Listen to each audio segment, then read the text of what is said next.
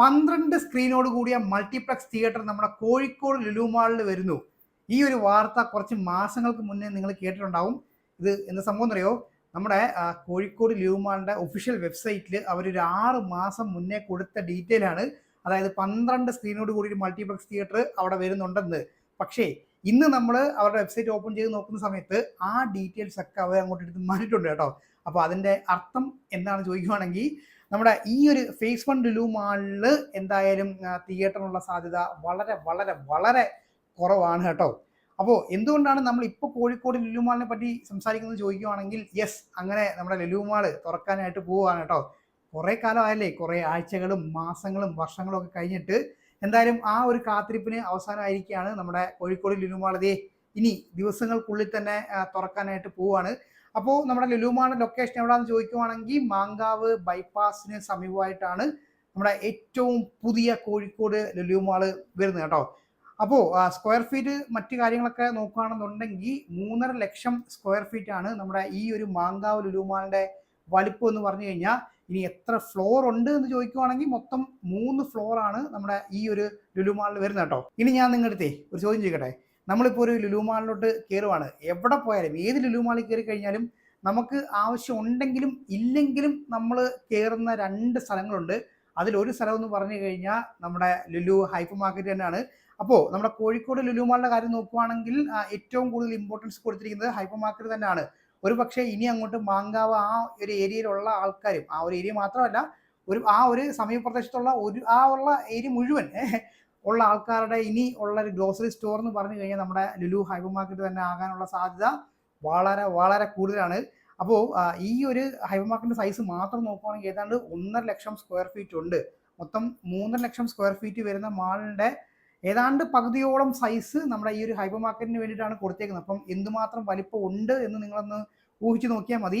അപ്പോൾ ഇനി അങ്ങോട്ട് നിങ്ങൾ ഹൈപ്പർ മാർക്കറ്റ് ആയിരിക്കും കയറി ഇറങ്ങാനായിട്ട് പോകുന്നത്. നിങ്ങൾക്ക് സാധനം വാങ്ങിക്കാനുണ്ടെങ്കിലും ഇല്ലെങ്കിലും ഒക്കെ ശരി, നിങ്ങൾ വെറുതെ എങ്കിലും കയറി ഓഫറെങ്കിലും നോക്കാൻ വേണ്ടിയിട്ട് ഈ ഒരു ഹൈപ്പർ മാർക്കറ്റിൽ കയറി കറങ്ങും. പിന്നെ ഏറ്റവും എടുത്തു പറയേണ്ട കാര്യം എന്ന് വെച്ച് കഴിഞ്ഞാൽ നമ്മൾ ഹൈപ്പർ മാർക്കറ്റിൽ കയറിയിട്ടാണ് ഒരുപാട് ഫുഡ് ഐറ്റംസ് മേടിച്ച് നമ്മുടെ ബക്കറ്റ് ലിസ്റ്റിലോട്ട് അങ്ങോട്ട് ഇടുന്നത്. നമ്മുടെ കാർട്ടിലേക്ക് എടുത്തിട്ടിട്ട് നമ്മൾ നേരെ മുകളിലോട്ട് പോയിട്ടായിരിക്കും കഴിക്കാൻ പോകുന്നത്. അപ്പം ഇനി അങ്ങോട്ട് എന്തായാലും കോഴിക്കോട് ഒരു ഫുഡ് ഡെസ്റ്റിനേഷൻ കൂടെ നമ്മുടെ ഈ ഒരു ലുലു മാളിന്റെ ഹൈപ്പർ മാർക്കറ്റും അതിൻ്റെ ഫുഡ് കോർട്ടും ഒരു ഫുഡ് ഡെസ്റ്റിനേഷൻ ആയി മാറാനുള്ള സാധ്യതകൾ വളരെയധികം കൂടുതലാണ് കേട്ടോ. പിന്നെ നിങ്ങൾക്ക് ഫാഷൻ, അതായത് നമ്മുടെ തുണി ഐറ്റംസ് വേണമെന്നുണ്ടെങ്കിൽ നേരെ നമ്മുടെ ലുലു ഫാഷനിലേക്ക് കയറാം. ഒരുപാട് കളക്ഷൻസ് ഉണ്ട്. പക്ഷേ ഈ ലുലു ഫാഷനിലൊക്കെ നമ്മൾ എപ്പോഴും അങ്ങനെ കയറി ഇറങ്ങാറില്ല. നമുക്ക് ആവശ്യമുണ്ടെങ്കിൽ മാത്രമേ നമ്മൾ അങ്ങോട്ടേക്ക് പോകാറുള്ളൂ. പക്ഷേ ഹൈപ്പർ മാർക്കറ്റിൻ്റെ കാര്യം അങ്ങനെയല്ല. നമുക്ക് ആവശ്യമുണ്ടെങ്കിൽ ഇല്ലെങ്കിലൊക്കെ നമ്മൾ കയറി ഇറങ്ങാറുണ്ട് അല്ലേ. അതുപോലെ തന്നെ നമുക്ക് ഡിജിറ്റൽ ഐറ്റംസ്, ഗാഡ്ജറ്റ് തുടങ്ങിയ സാധനങ്ങളൊക്കെ വേണമെന്നുണ്ടെങ്കിൽ നേരെ നല്ല ഓഫേഴ്സ് ഉണ്ട് നമ്മുടെ ലുലു കണക്ട്. ഓക്കെ, അപ്പോൾ അവിടെയും നമുക്ക് കയറിയിട്ട് സാധനങ്ങൾ വാങ്ങാനായിട്ട് പറ്റും. അപ്പോൾ ആസ് യൂഷ്വൽ നമ്മൾ എല്ലാ ലുലു മാളിലും കാണുന്ന പോലെ തന്നെ Lulu hyper market, Lulu connect, Lulu fashion store.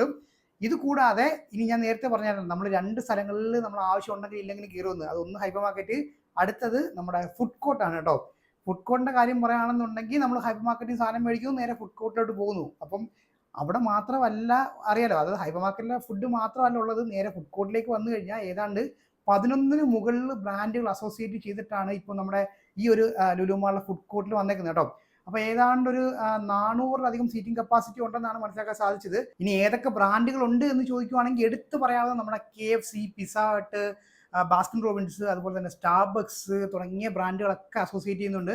അപ്പോൾ നിങ്ങൾക്ക് ആവശ്യമുള്ളതും ആവശ്യമില്ലാത്തതുമായിട്ടുള്ള എല്ലാ ഐറ്റംസും നമുക്കവിടെ വാങ്ങാനായിട്ട് പറ്റും. അപ്പോൾ വളരെ ഗംഭീരമായിട്ടുള്ള നല്ല സീറ്റിംഗ് കപ്പാസിറ്റി ഉള്ള ഒരു ഫുഡ് കോർട്ടാണ് ഇപ്പോൾ നമ്മുടെ ലുലു മാളിൽ വരുന്നത് കേട്ടോ.